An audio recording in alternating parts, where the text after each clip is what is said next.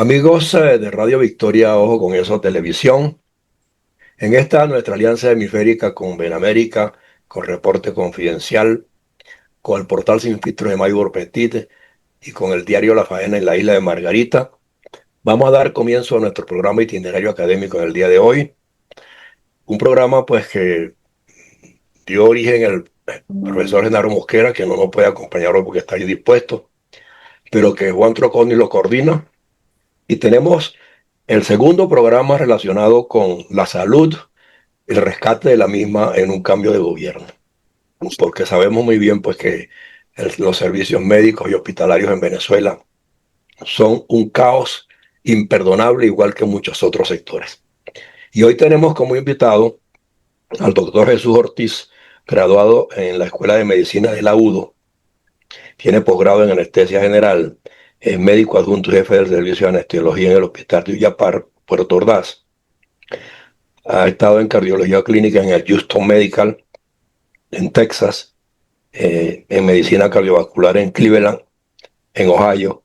Y bueno, y una experiencia muy valedera para tocar este tema hoy y ahondar pues en lo que pudieran ser las perspectivas de Venezuela en cuanto a la recuperación del servicio médico y sus implicaciones. Sobre todo hoy día pues que han reaparecido, doctor, una cantidad de enfermedades que dábamos por desaparecidas y que han puesto a la población pues en ascuas. Aparte del COVID, que también trajo pues unos desencadenamientos demasiado lamentables y que todavía no terminan de consolidarse las respuestas de los gobiernos en cuanto a su atención y en cuanto a su previsión. Pero usted tiene la oportunidad hoy pues, de ser el ponente para que nos hable un poco de su percepción al respecto. Así que tiene la palabra. Ustedes pueden cerrar lo demás el micrófono mientras tanto para que no entren ruidos perturbadores por allí. Doctor Ortiz, adelante. Bueno, muchas gracias por la invitación y me complace mucho pues, que pueda yo compartir unos minutos con ustedes para tratar de visualizar un poco nuestra problemática. Yo había enviado un documento al doctor Troconi uh, en vista de que sencillamente pudiera ser distribuido y adelantar un poco en el tiempo porque la situación es tan compleja que ha aceptado la visión de todos y cada uno de nosotros con respecto a la problemática. Y naturalmente, como todos conocemos, la problemática nuestra del sector salud es realmente compleja, muy compleja, que hemos vuelto quizás a nuestro estado que empezamos más o menos a mediados de los años 60, en donde teníamos muchas dificultades y carencias, pero que democráticamente pudimos solventar razonablemente y llegamos a tener una medicina de altura, inclusive de referencia latinoamericana. Teníamos hospitales que recibían pacientes para su tratamiento en nuestros hospitales, particularmente en los hospitales de Caracas, Valencia, Barquisimeto, Maracaibo y Mérida. Naturalmente, por supuesto, llegó todo esto que nos llevó a tener esta situación sociopolítica en donde definitivamente se inició un proceso, yo creo que deliberado, de desfigurar nuestro sistema de salud. Y naturalmente, pues hemos visto cómo hasta hoy en día tenemos un sistema que no es capaz de atender razonablemente las necesidades sanitarias de Venezuela. Yo he tomado como referencia que estamos hablando de un sistema que es incapaz de asistir en términos de salud a 24 millones de personas. Esto naturalmente es un mal cálculo quizás, porque hemos perdido casi más de un tercio de nuestra población. Nuestra pirámide poblacional sufrió un colapso en el rango de los 25 a los 55 años, que hoy se denomina lo que llaman no una pirámide poblacional, sino más bien lo que llaman una cintura de señorita en ese rango poblacional. Lo que significa que la mayoría de nuestra población hoy en día solamente ha conocido este sistema que tenemos hoy en día con esta dictadura. Y en el pico de arriba tenemos una población envejecida con una cantidad de problemas de enfermedades crónicas que definitivamente no se ha podido controlar de ninguna manera. De tal manera que nosotros tenemos en toda nuestra historia, pues llegamos a tener hasta 277 hospitales generales en el país y más o menos un promedio de como de 4.000 centros de salud periféricos que llamamos, y podría sumarle los que se hicieron, entre comillas, revolución, que son los CDIs, que hoy en día casi ninguno opera. De tal manera que la operatividad del sistema de salud hoy en día podríamos decir que es nulo, es catastrófico, diríamos. Estamos en una situación realmente precaria. De tal manera que aún con todos los esfuerzos que puedan hacerse las organizaciones de ayuda humanitaria, de soporte financiero a algunas familias, no es suficiente lo que es posible. De tal manera que continúa esa deliberada política de deteriorar nuestros hospitales. No hay mantenimiento. El 72% de los quirófanos de nuestro país no funcionan. Tenemos una capacidad realmente de imagenología, en términos radiológicos, de diagnóstico, que pasa del 63% de inoperancia, además de la obsolescencia. De tal manera que puedo ahondar muchísimo en cifras de nuestra crisis. Y una de las más grandes crisis que tenemos es el recurso humano. Yo hablaba hace un par de días atrás con mi buen amigo y colega, presidente de la Federación Médica, Douglas León, y me decía que la cifra ya de 35.000 médicos que han emigrado, pues se ha quedado corta, porque ya no se ha hecho ninguna otra medida. Eso me lleva a decir pues que sencillamente todo ese caudal de inversión que hicimos en formar médicos en el país se perdió totalmente. Miles de millones de dólares nos costó formar esa cantidad de médicos y la perdimos. Dicho sea de paso, por supuesto, muy brevemente, también hablé con la rectora de la Universidad de Oriente, la doctora Milena Bravo, buena amiga también. Me dice pues que sencillamente los estudios ahorita de medicina son difíciles para un estudiante de medicina tener una formación que por lo menos cercana a lo que tuvimos en los años 70. Con el agravante de que el régimen gradúa médicos como chorizos.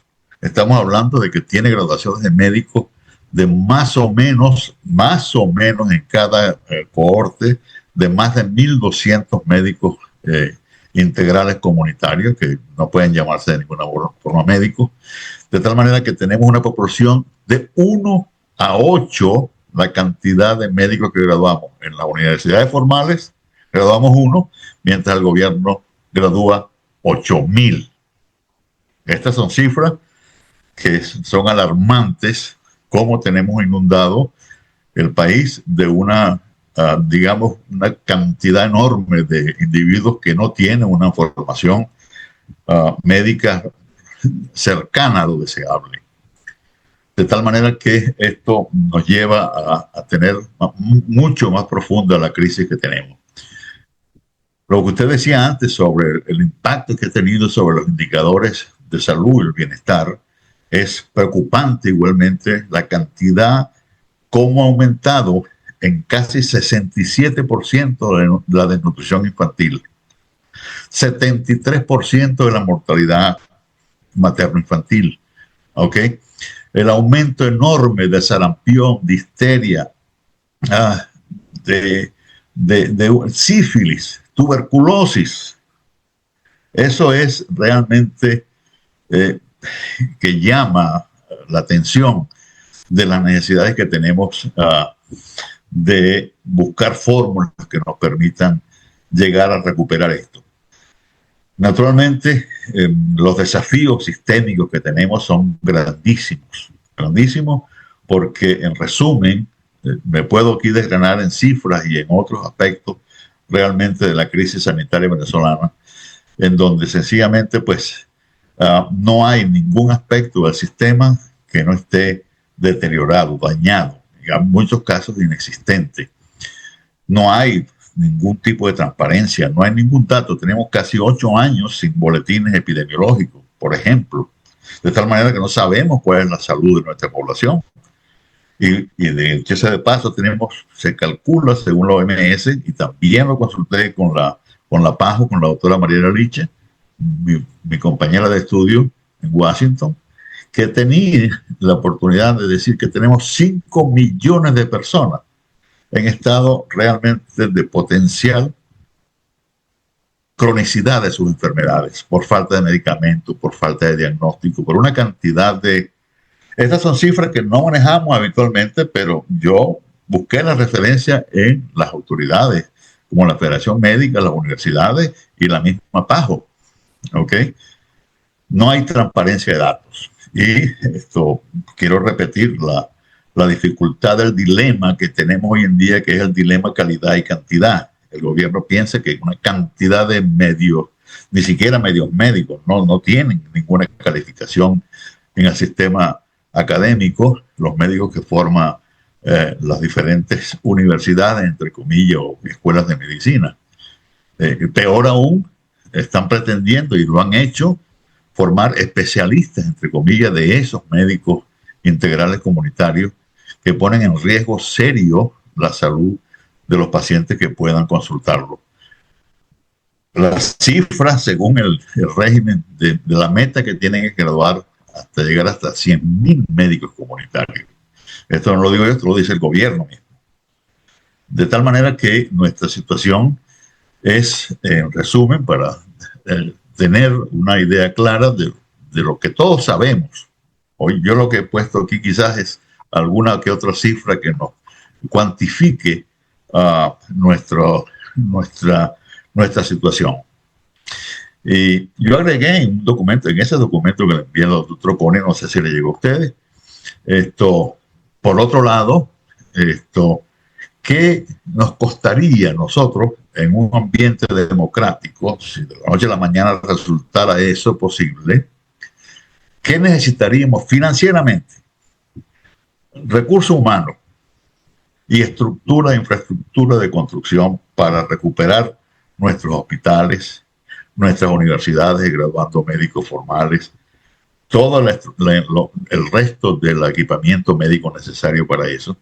Y puse cifras que logré en alguna forma pues colectar en institutos realmente serios que pueden hacer cálculos aproximados, ponderados, diría yo, de las necesidades financieras para recuperar el sistema de salud nuestro, para recuperar el sistema de recursos humanos y para recuperar nuestra capacidad diagnóstica. De tal manera que tengo suficientes cifras aquí para conversarlas y ver hasta qué punto tenemos nosotros la necesidad general de nuestra infraestructura, por lo menos, de recuperar nuestra capacidad de formación de recursos humanos, tanto de médicos como enfermeros, como farmacéuticos, como bioanalistas, que el éxodo ha sido enorme. El sistema de bioanálisis de nuestro país está colapsado. En algunos hospitales no existe laboratorio de bioanálisis, por ejemplo. Y no hablemos de la escasez de medicina. Quiero una cifra adicional que puedo decirle, pues es que sencillamente hoy en día calculamos lo que se llama el gasto de bolsillo de un paciente. Hoy el gasto de bolsillo del paciente fluctúa entre 28 y 64%. Es decir, cualquier paciente con alguna patología que necesita tratamiento hospitalario tiene que gastar 28% de su capacidad económica, de sueldos de aproximadamente entre 5 y 50 dólares mensuales, ¿ok? Tiene que gastar ese porcentaje para compra de medicamentos, insumos, descartables, equipos, estructuras, inclusive hasta prótesis tienen que gastar los pacientes, no el Estado. Porque el Estado tiene la cifra, la desfachatez de solamente asignar 1.35% del PIB del Estado venezolano al sector salud. Y yo dudo mucho que esa sea una cifra cercana, creo que es mucho menor. El déficit que tenemos en la infraestructura, pues tenemos un déficit de más de 50.000 camas hospitalarias. Esto no lo habíamos visto nunca, jamás. En 30 años que teníamos viendo razonable buena medicina, no lo vimos nunca. De tal manera que hasta ahora nosotros tenemos el reto de pensar desde ahora de diseño de una plataforma razonablemente realista, de iniciar el proceso de diseñar la infraestructura necesaria para recuperar, que nos llevará más o menos entre 5 y 15 años volver a tener una plataforma de asistencia pública médica razonable, que pueda cumplir con sus funciones para las cuales fuimos, dijimos que íbamos a curar a nuestros pacientes. De tal manera que estamos hablando de muchísimos miles de millones de dólares, y casi que tengo detalles de muchos de los que tenemos que hacer para volver a estructurar cómo recuperamos nosotros recursos humanos de 35, 40 mil médicos venezolanos. Y sí, yo hablaba con la doctora Milena Bravo, la rectora de la UDA, hace unos días atrás, y estamos formando 1,000 médicos formales. El gobierno forma 8,000, pero con una diferencia enorme entre lo que cobra un médico comunitario de estos integrales, no sé qué cosa, y lo que cobra un médico formal. Es enorme. O sea, el incentivo para ejercer la profesión luego graduado es que sencillamente buscar para irse para Chile, para Colombia, para Argentina o para cualquier otro lado. Esto nos hace que además tengamos un déficit de especialistas en formación. Tenemos cursos de posgrado, mis amigos, que están desiertos muchas veces.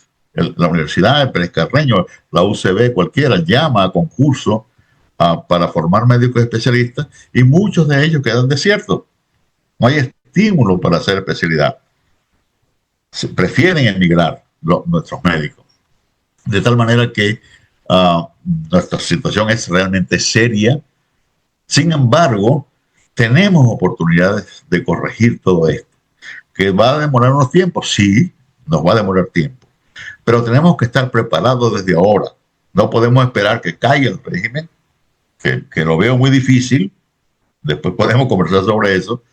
Pero tenemos que tener un plan estratégico. Tenemos que diseñar una plataforma viable, hacer los cálculos necesarios que tengamos que hacer. ¿Qué necesitamos? En primer lugar, creo, tengo la suficiente confianza de que tenemos a un personal profesional muy capacitado, de médicos, de ingenieros, de arquitectos, de obreros, de compañía, además de lo que tuvimos. Nosotros fuimos capaces de levantar una de las 5 empresas más grandes de petróleo del mundo. Hicimos el plan 4 de las empresas básicas de acero y aluminio. Ahí buscamos gente de todas partes del mundo. En Puerto Ordaz habían 17 consulados de la India, de Canadá, de Estados Unidos, de Checoslovaquia, de muchas partes. Buscamos los recursos. Tuvimos endeudamiento. Claro, necesario. Pero tenemos cómo responder para solicitar financiamiento. Tenemos las más grandes reservas de petróleo y gas del mundo. Tenemos minerales raros. Tenemos cómo responder a cualquier tipo de requisito financiero que necesitemos para solventar tan rápido como sea posible una desastrosa situación como la que tenemos en salud, que va aunado, por supuesto, a educación, que va aunado a deporte, que va aunado a cultura. No podemos abandonar esos sectores. Por supuesto, hay muchos otros sectores, pero eso tiene que ser una acción más comunada. Tiene que ser una acción compleja, pero que dirija las baterías nuestras a solventar tan rápido como sea posible eso. Tenemos esa capacidad, estoy muy seguro de ello. El único que tenemos que ver es que sencillamente todo esto será posible si tenemos primero ese plan estratégico general, desde ahora, que lo discutamos abiertamente. Y yo le decía al doctor Troconi hace unos días atrás que sencillamente yo vi el programa de propuestas de gobierno que ofreció el doctor Aular, no recuerdo el nombre de él, que me envió Genaro, para discutir cuál era el plan de salud, del sector salud de un futuro gobierno democrático. Y me pareció realmente de un programa lleno de muy buenas voluntades, pero se refería ahí a un país inexistente, donde las condiciones para recuperar, en mi opinión, la infraestructura sanitaria nuestra no tenía absolutamente nada que ver con la realidad del país. De tal manera que las soluciones propuestas ahí había que por lo menos discutirlas más profundamente. No que no fueran aplicables, pero la viabilidad de ese programa nos llevaría a un problema mayor. Esa fue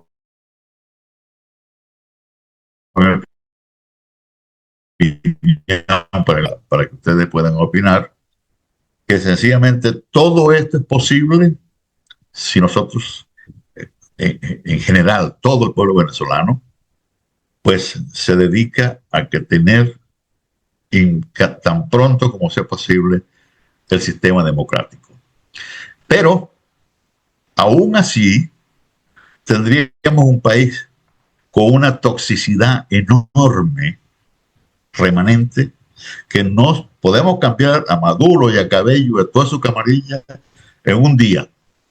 No sé cómo, alguien debe saber cómo, pero no podemos eliminar en un día a los colectivos, a las milicias, a la FARC, al ELN, a los chinos, a los rusos, a los iraníes, a los turcos, que tienen los ODI, los REDI, toda la fragmentación que ha surgido el país, donde cada uno es dueño de una parcela del país, de todos esos organismos. Es muy difícil tumbar esa infraestructura, pero es posible. También nos llevará tiempo. Pero repito, eso es la prisión para poder implementar planes que tengamos que hacer ahora y tenerlos listos, porque sucedería que si tenemos un cambio de gobierno, pero sin eliminar la toxicidad existente del país, pues nos será muchísimo más difícil recuperar el país que queremos. Bueno, quizás con esto le doy la oportunidad a los panelistas para su opinión. Sí, doctor, gracias. De verdad, pues que lo que nos ha dicho, en cierto modo, muchos pudieran considerarlo espeluznante, pero hay países que han tenido crisis bien agudas y de alguna manera, cuando sus ciudadanos y sus profesionales y la academia está de por medio, que por eso este programa se llama Itinerario Académico, hemos insistido que aquí los temas se tienen que debatir con la crudeza necesaria. Y yo creo que lo que usted ha dicho es verdad. El rescate está allí, es factible. Tenemos los profesionales, los que se fueron pueden volver muchos y desde afuera también hacer aportaciones. Es cuestión de ver de qué manera se puentean todas esas cosas en simultáneo para el momento en que corresponda el rescate y empezar a dinamizar las informaciones, las estrategias, los planes, los programas y al mismo tiempo recuperar pues la formación de algunos médicos que afuera están ganando mucho porque están viendo otra forma de ejercer la medicina y que pudieran, de alguna manera, en el momento que corresponda, ser la guía para los que están adentro todavía, aunque sean comunitarios. Pero como dice usted, desmembrar esa atomización que el régimen tiene en el poder, con tantos factores tóxicos, incluidos desde militares hasta civiles, yo creo que ahí es donde está la clave, cómo desmantelar eso. Y yo no sé pues si alguno de los que están aquí ahora pudiera darnos una apreciación político-social de la cosa, ¿no? Porque profesionales los tenemos, no importa que estén afuera. Y se puede puentear de alguna manera a través inclusive de los laboratorios que siempre le dieron apoyo a la medicina venezolana en forma notoria, que pueden también pues, dar mucho apoyo en las logísticas necesarias para que esto se implemente, ¿no? La recuperación de vida y rápida. Pero no sé si alguno de los demás participantes acá pues tiene una apreciación sobre el tema. Ninguno me ha pedido la palabra. Creo que Alexis Ramos quiere hablar. Adelante, Alexis, micrófono, por favor. Ajá, bien. Bien. ¿Me oye? ¿Aló? Sí, se oye un poquito entrecortado quizás. Ajá. Bueno, yo felicito a por concisa, pero positiva posición sobre la situación. Yo quiero decir cosas. En ser optimista, fíjense ustedes que con toda la política de este gobierno, de reducir a su inflación, dándole presupuesto y a veces hasta a negando presupuesto, no puedo eliminar las escuelas de medicina en las universidades públicas. Hay que hacer un esfuerzo con un salario de $50 o $100, dependiendo del escalafón, mantenerse todavía en la universidad, dando clases y en la facultad de medicina. Sin embargo, allí han surgido iniciativas en estas universidades autónomas que han permitido que sobreviva por lo menos las facultades y escuelas de medicina. Incluso hay una experiencia actualmente en la escuela Vargas, donde los propios padres de los estudiantes se han organizado para colaborar financieramente y hacer posible los estudios. Eso es porque estoy totalmente de acuerdo. Hay que ser optimistas. Nosotros estamos en capacidad, si estamos dentro de un régimen político distinto, a recuperar todo lo que es nuestra infraestructura médica que tuvimos en una época. Actualmente, imagínense ustedes la intención del gobierno, tal como lo ha señalado el doctor, sean 800 egresados, y nosotros apenas podemos sacar 800 universidades autónomas. De manera que yo soy optimista, eso como es que hay que estar parado para esta situación y va a ser toda seguridad rápidamente. Ok, Alex, te entendimos bastante bien en algunas partes, en otras no, porque tu señal está entrecortada, pero de todos modos captamos la idea. Yo le voy a dar la palabra a Aurelio Useche, que también quiere intervenir. Cierra tu micrófono, por favor, Alex. Adelante, Aurelio. Okay. Buenos días.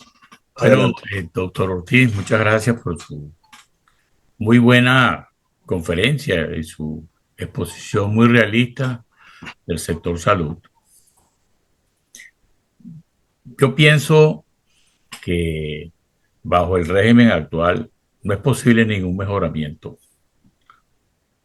porque el régimen actual venezolano está intentando sobrevivir en un mundo de contracorriente. Principalmente políticamente ya no es viable. Ya la población tiene rechazo y eso en algún momento tendrá que manifestarse de una manera más expresa.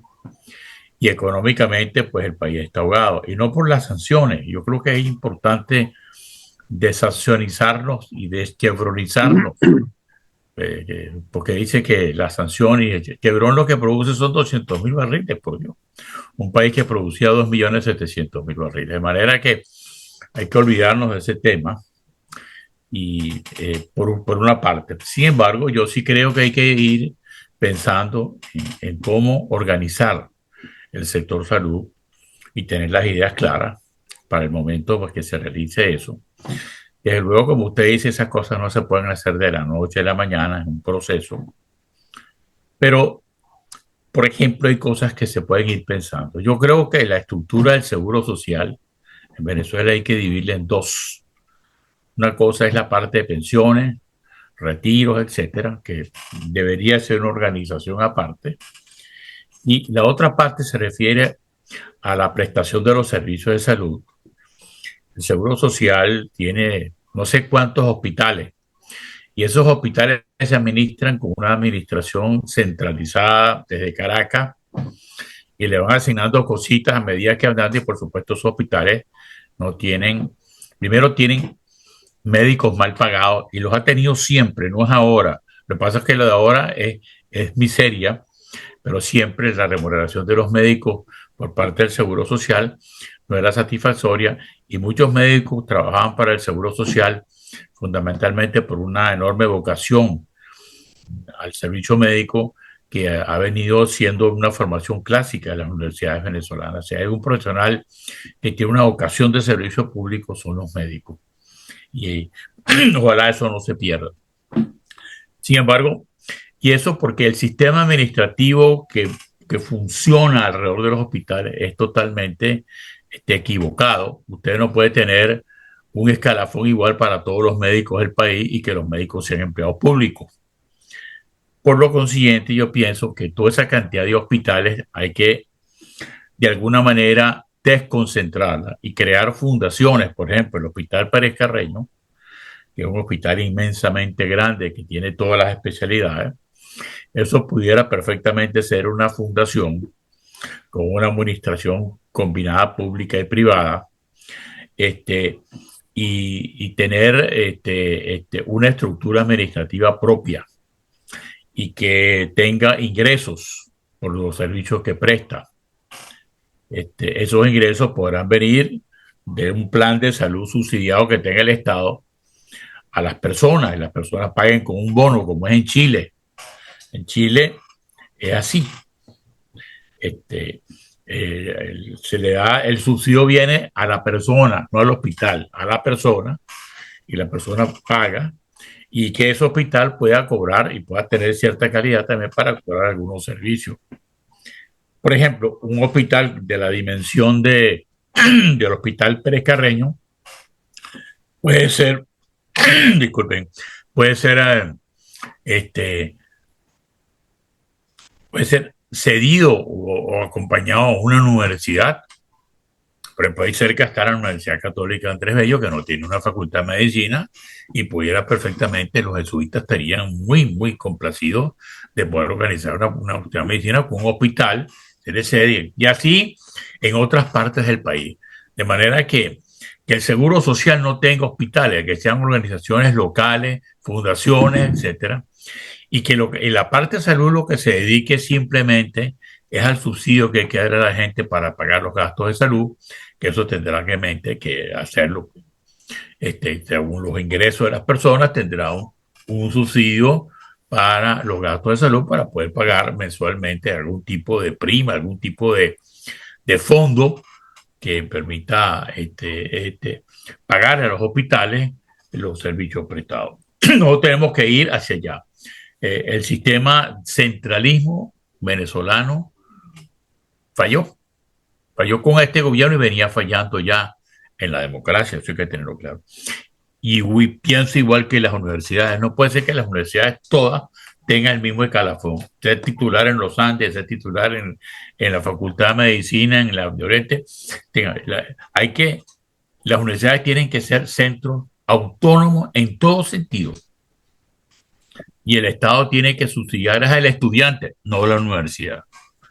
Que la universidad tenga la capacidad de generar fondos. Pues. Entonces, nosotros tenemos que conceptualmente cambiar el sentido de nuestra administración pública y desburocratizarnos para poder. Yo se lo estoy diciendo como una estrategia de mediano plazo. Desde luego, al día siguiente el gobierno hay que tratar de cómo poder solventar algunos déficits de atención que se tienen, etcétera. De hecho, yo creo que la gente de María Corina Machado ha venido conversando con el Fondo Monetario y con el Banco Mundial para atacar prioritariamente el tema de la salud. Yo no sé al cuál plan se refirió usted, no lo conozco, pero sé que ellos han venido trabajando intensamente en eso, de manera de en el corto plazo ir solventando los déficits de salud, así como en otros servicios, por ejemplo, como el caso del agua potable. Me voy a referir por último al tema del agua potable. En Venezuela existía una estructura de miles de acueductos rurales de poblaciones menores de 5.000 habitantes. Ahí se dotaba de agua con flúor, cloro, etcétera. Eso no existe hoy en día. De manera que la incidencia de enfermedades de origen hídrico ha aumentado sustancialmente en Venezuela. De hecho, las plantas de tratamiento de las principales ciudades, por ejemplo, como el caso de Valencia, no tienen sulfato de aluminio, no tienen cloro para suministrar. Y por supuesto, eso incide en la salud. Eso también es un tema que forma parte de la salud pública que hay que atacarlo simultáneamente. La alta incidencia de enfermedades de origen hídrico que se había controlado con el suministro de agua potable. Bueno, muchas gracias. Disculpen, Orlando. Ok, perfecto. Ahora creo que el profesor Ortiz iba a responderle a lo que usted comentó y a lo que otros sugerimos en un momento dado. Doctor, adelante. Bueno, gracias, sí. Muy interesante la posición del señor Useche con su planteamiento, porque justamente de eso debe tratarse estos, digamos, estos conversatorios, donde existe la fórmula de contrastar ideas en base a, por lo menos, la perspectiva de cómo se ven las realidades del país. Me suena interesante la tesis del señor Useche. No lo veo aquí ahora. Sí, ok. Sí, ahí está. Aurelio, vale. Okay. Yo me llamo Aurelio. Aurelio, ok. Y yo me llamo Jesús. Que efectivamente se trata de eso, de ver y contrastar ideas, visiones y quizás algunas experiencias. Porque yo con seguridad pues cometo muchas imprecisiones a veces porque no tengo la suficiente experiencia o conocimiento sobre algún tema. Pero, por ejemplo, en Venezuela uno de nuestros gravísimos problemas, según mi opinión, fue que nosotros teníamos cerca de 100 instituciones prestadoras de servicios de salud en nuestro país. El Ministerio de Sanidad, el Seguro Social, la Cruz Roja, PDVSA, SIDOR, Maraven, Puraven, no sé cuántos ven, los jesuitas, fulanito, una enorme cantidad, cualquiera que se estimara, hacía rápidamente un sistema de salud para maestros, para albañiles, para casi 100 instituciones, unas más grandes, unas más pequeñas, unas de más importancia. Eso es un caos desde el punto de vista de organización de un servicio médico. Es caótico. No puedes tener 100 criterios de prestar servicios médicos. Imposible. No es que no existan particularidades en cada una de esas instituciones, pero la estructura organizativa y la orientación de los servicios tiene que ser uniforme. Por eso se llaman servicios universales de salud. Y existen dos. Uno se llama el sistema de BB-RICH, que tiene un sistema de financiamiento diferente al otro sistema, que es el sistema Bismarck, que tiene una fórmula de financiamiento aparte. Y eso podríamos discutir en cualquier momento, porque justamente esos dos sistemas son de lo que se trata, Aurelio. Financiamos los servicios médicos. De tal manera que ahí tenemos que abrir un espacio de discusión para ver qué nos conviene, qué le conviene a nuestra realidad. Nosotros tuvimos realmente una diferencia enorme de sueldo. Quiero decir que en mi opinión, a mí me pareció siempre, porque trabajé en el Seguro Social, que nuestros sueldos en el Seguro Social eran mucho mejores que los del Ministerio de Sanidad. Contrariamente a la información que usted me daba, sí, nosotros teníamos mejores sueldos, teníamos mejores servicios. Nuestros hospitales en el Seguro Social tenían mucho mejor equipamiento que los hospitales del Ministerio de Sanidad, en muchos casos, excepto, por supuesto, el clínico y otros más que tenían una muy buena capacidad diagnóstica. Pero en general, los hospitales del Seguro Social de casi todo el país estaban muy bien dotados y con sueldos razonablemente, digamos, superiores. Esto nos lleva a decir que sencillamente tenemos que abrir esa discusión, Aurelio. ¿Qué necesitamos? ¿Qué servicios necesitamos? La privatización de servicios médicos y estructurar fundaciones, organizaciones humanitarias por aquí, ONGs por allá, para prestar servicios médicos en un sistema, en una situación como la nuestra, tengo mis dudas de que funcionaría realmente. No podemos definitivamente ver y estructurar un servicio de pagos por servicios médicos de parte de lo que llaman el gasto de bolsillo del ciudadano cuando tenemos sueldos de $2 mensuales, cuando tenemos solo de $5 mensuales, de $50 mensuales. No es posible. Es imposible que un 73% de pobreza realmente que tiene el país sea capaz de estructurar pagos por su servicio al público o al privado. Hay mecanismos de buscar fórmulas para esto y puede haber mecanismos transicionales, pero en el primer momento yo realmente dudo mucho que una población como la nuestra tenga capacidad de pago de ninguna índole para estructurar esto. Sí, tenemos que buscar fórmulas de que cada estado tenga, según su capacidad financiera, según su epidemiología, según su estructura geográfica, una cantidad de parámetros que hay que considerar. Pero definitivamente la estructura única de orientación de servicios tiene que ser uniforme en el país. De otra forma, iríamos realmente a una distorsión de los diferentes servicios de salud. Así que, de una manera u otra, podríamos discutir esto en más profundidad cuando corresponda, pero no es cuestión de contradecir lo que dice Aurelio, ni lo que digo yo, ni estar en contra uno del otro. Es una cuestión de discutir qué nos conviene. Sí, bueno, sin duda alguna que cuando nos planteamos estos temas de manera general, antes el del agro, ahora el de la salud, andamos procurando pues que surjan puntos de coincidencia en cuanto a la forma y la inmediatez del rescate de los diferentes sectores. El de la salud, por supuesto, tiene una prioridad excepcional, no hay duda. Y yo me planteo lo siguiente, ¿está la Federación Médica Venezolana hoy en contacto, tiene un censo, los tiene localizables a los médicos que se fueron del país, a los paramédicos, a las enfermeras?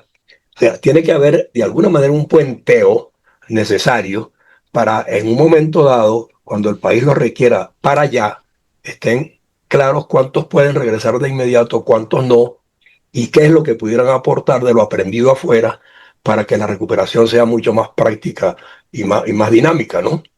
Yo no sé si eso existe, porque yo creo que cada gremio hoy día tiene que buscar la manera de saber dónde están sus valores esenciales humanos, valores humanos que los tuvo y no se han perdido, están localizables o no. Eso hay que planteárselo en cada uno de los sectores. ¿Con quién cuento si yo quiero recuperar o me nombran para recuperar esto? ¿Qué hago? ¿A quién llamo? Eso tiene que estar en manos de los gremios y tiene que estar en ese contacto permanente. Tiene que haber una alianza continua. Nosotros aquí intentamos que la academia, porque este programa se llama Itinerario Académico, de alguna manera promueva esa búsqueda.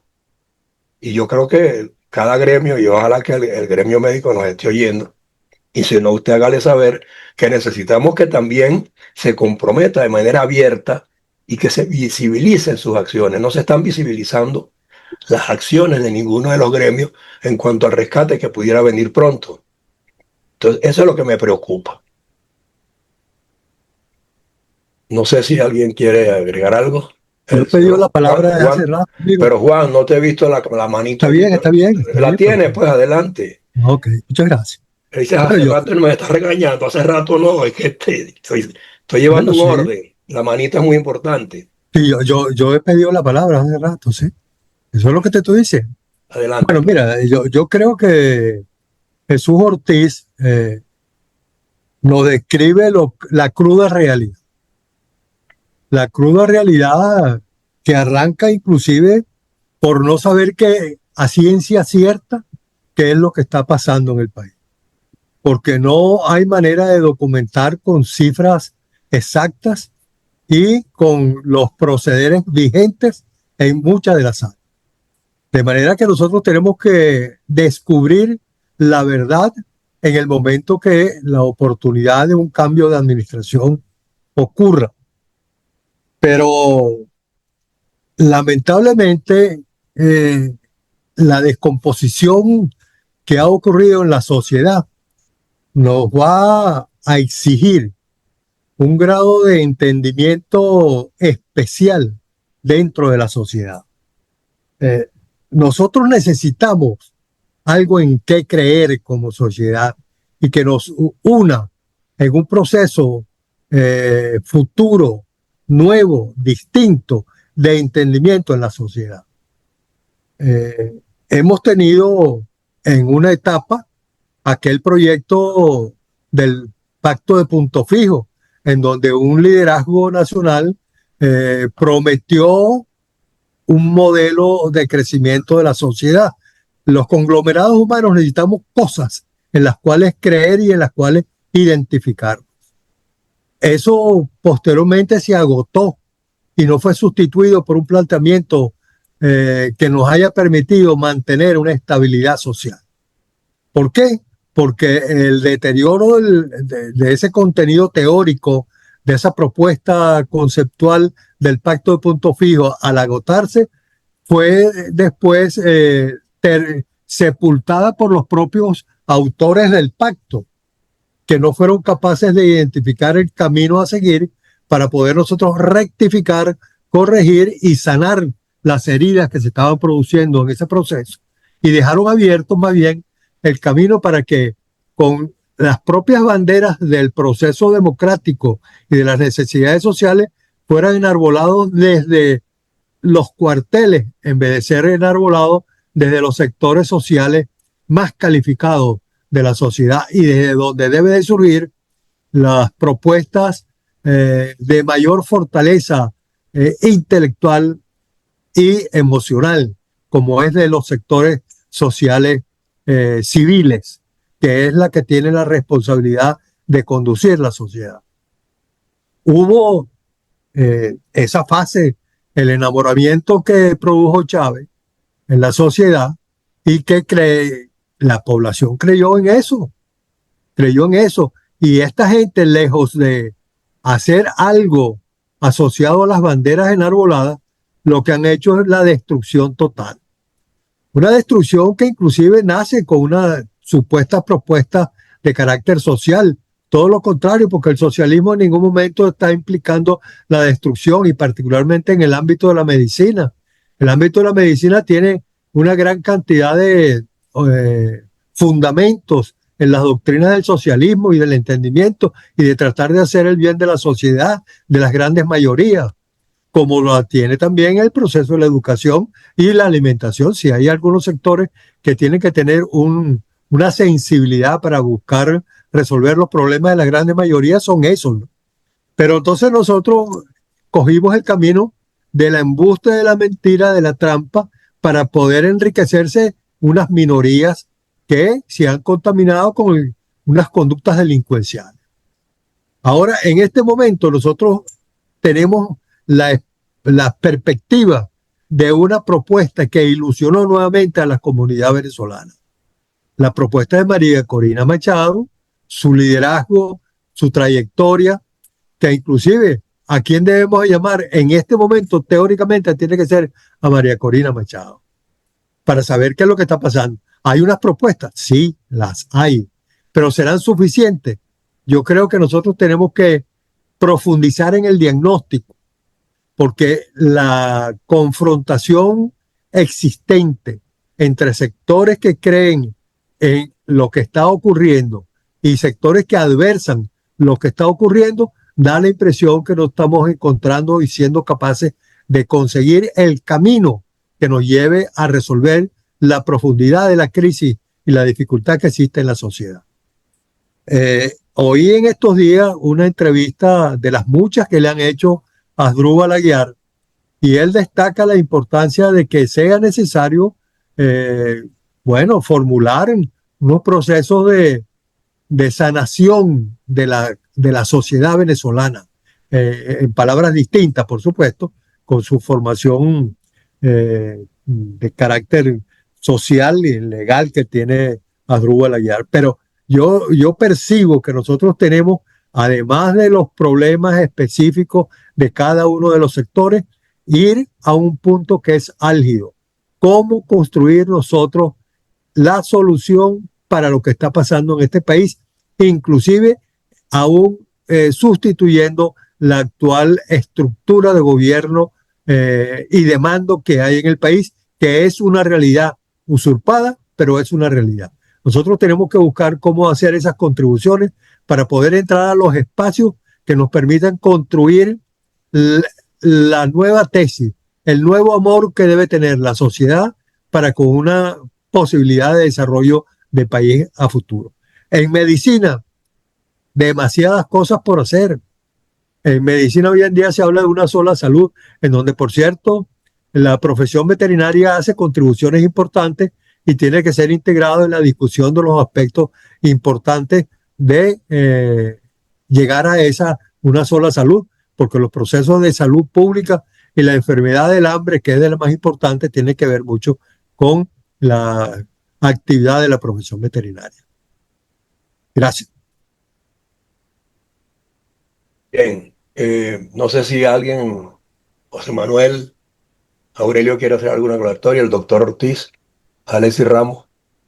Yo sí, a hacer un pequeño breve comentario, si me permite. Mira, doctor Ortiz, nosotros tenemos que cambiar en Venezuela la visión de la administración pública. Nosotros tenemos un Estado sobredimensionado que tiene ahogado el país. Nosotros tenemos que tener un Estado en que el Estado haga solo lo que los privados no pueden hacer. Uno de ellos es el subsidio de la salud, el subsidio al trabajo, todas esas cosas que tienen que ver con el problema de ingresos. Pero la prestación de los servicios públicos, incluido el agua, la electricidad, teléfono, los servicios de salud, pueden pasar al sector privado perfectamente. Sin que, ¿por qué? Porque eso los hace más eficientes, sinceramente. No es lo mismo administrar desde el Seguro Social 100 hospitales, que cada hospital tenga su propia administración, que controle sus ingresos y que tenga la capacidad de remunerar a sus médicos de la manera que lo considere pertinente. Yo no concibo que el médico del hospital de Ullapara, donde estaba usted en Puerto Ordaz, yo trabajé mucho tiempo, tenga los mismos salarios que el hospital de Machique, ¿no? Las circunstancias y el hospital de Machique, que son distintas, administrativas, etcétera, al hospital de Puerto Ordaz. Coincido con usted, tiene que haber un patrón general, por supuesto, de conceptual de lo cómo debe funcionar un hospital. Y eso es indiscutible. Eso es lo que usted me quiere referir. Pero tenemos que cambiar de mentalidad. El Estado venezolano no tiene ni tendrá capacidad para sostener esa inmensa burocracia que el país tiene. No puede. La riqueza que el país genera no causa impuestos para mantener ese Estado. De manera que nosotros tenemos que construir otro país, como dice Asdrúbal Aguiar, otra nación. Tenemos que constituirnos una nueva nación y tenemos que olvidarnos del centralismo que nos ocasionó la renta petrolera. La renta petrolera nos hizo a nosotros centralistas y a los gobernantes y a los políticos, y que la renta petrolera era capaz de cualquier cosa. Pero ya eso son etapas superadas. La nueva etapa del petróleo de Venezuela tendrá que ser privada y privada con unos impuestos competitivos con el sector extranjero, no competitivos. El impuesto sobre la renta que se le aplica y los otros impuestos que se le aplican a la industria petrolera actualmente se le lleva casi el 85% de los ingresos. Eso lo hace este gobierno porque no tiene más recursos y extrae lo que puede allí. Esto hay que cambiarlo. La estructura, o sea, nosotros necesitamos una recomposición total del Estado venezolano de su administración. Y dentro de ese criterio yo creo que deberíamos enfocar el sistema de la prestación de los servicios de salud, que es uno de los aspectos importantes que tenemos que resolver, porque no puede ser que tengamos malos servicios de prestación de salud. Gracias. Bueno, el tiempo ya prácticamente nos limita. Yo no sé si alguien quiere intervenir momentáneamente, sino para darle la palabra al doctor Ortiz para que cierre. Alexis creo que quiere decir algo. Yo no quisiera irme del programa sin antes mencionar que lo que ha persistido, lo que funciona mejor a lo largo de todos esos años de crisis en Venezuela, es precisamente la medicina privada. Las clínicas privadas están funcionando y es de el que puede acudir, el que puede tener suficientes recursos para ir a ese tipo de atención, bueno, son fundamentalmente los que orbitan alrededor del gobierno o de empresas consolidadas y de las personas, el sector muy pequeño que está en el orden del 6 y el 10% que puede tener acceso a ese tipo de medicina. Nosotros estamos hablando de un país, como lo ha señalado el doctor Ortiz, un país totalmente deprimido, con una pobreza cercana al 80%. Entonces, si queremos dar una medicina, una atención médica, tenemos que pensar en la gran mayoría de pauperadas en el país y por lo tanto hay que construir un sistema de asistencia social que dependa del Estado, como sucede en los países por lo demás. Ahora, lo que plantea Useche es perfectamente válido también. Entonces, tenemos que reconstruir de nuevo todo el aparato administrativo del Estado y en eso debe haber participación de la empresa privada, por supuesto, pero en el caso de la salud, repito, hay una situación muy particular que hay que tomar en cuenta. Bueno, no hay duda pues que el tema ha quedado bastante clarificado. Hay una crisis profunda, es necesario diseñar acciones concretas, pero estructurar también planes que se puedan aplicar apenas se nos requiera y cambie el sistema, sin duda alguna. Yo creo pues que el doctor Ortiz puede tomar 2 minutos más para cerrar el programa y terminamos por hoy. 2 minutos, doctor. Bueno, muy bien. Bueno, nuevamente muchísimas gracias por la invitación. En realidad, y como dice el señor Aurelio y Alexis, hay espacio para discutir y llegar a consensos. Hay visiones diferentes. Podemos llegar a que confluyan nuestras visiones por el bienestar de todos. Y efectivamente, si nos damos cuenta, es imposible que un sector de una población de 24 millones de habitantes, empobrecido en un 80%, tenga capacidad económica, lo que llaman pago de bolsillo, para financiarse su salud en privado. No es posible. Es imposible que poner una población empobrecida en esa magnitud a tener que buscar fórmulas de medicina privada. Como dije antes, no niego en absoluto, trabajé muchísimo en la medicina privada y en los Estados Unidos, pues, y pico de años. Pero naturalmente tenemos que ver una realidad para ver qué sistema utilizamos. No niego en absoluto el desarrollo de la medicina.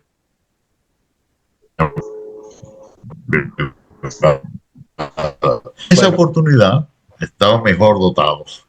Ahora bien, ahora falta que tengamos la oportunidad al coordinador de que no podemos esperar que caiga el gobierno para estructurar los diseños de los planes en salud, en educación, en lo cualquiera.